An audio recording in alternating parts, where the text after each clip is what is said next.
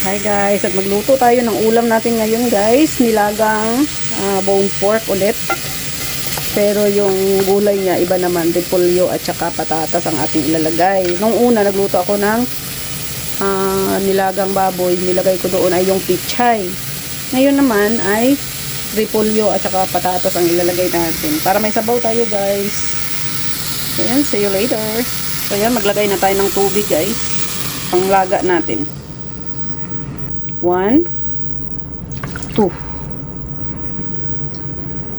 3. Ayun, 3 cup na water ang nilagay natin guys. So, takpan natin guys at pakuluan natin. Ayan.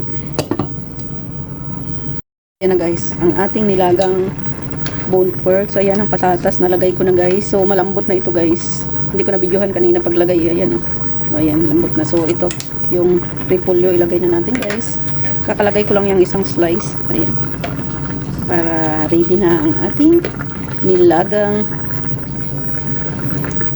bone pork. So, ayan guys. Kaluto niya ng repolyo. Saglit lang yung repolyo guys. At okay na yan siya. Yan ang ating ulam for today. Yan, takpan muna natin guys. So, ayan na guys. Ang ating pork nilaga. So, ayan. Ayan ang ating pork nilaga guys. At that is ready na. So, ayan guys, ang ating ulam for today. At luto na siya. Nilagang bone pork with repolyo and patatas.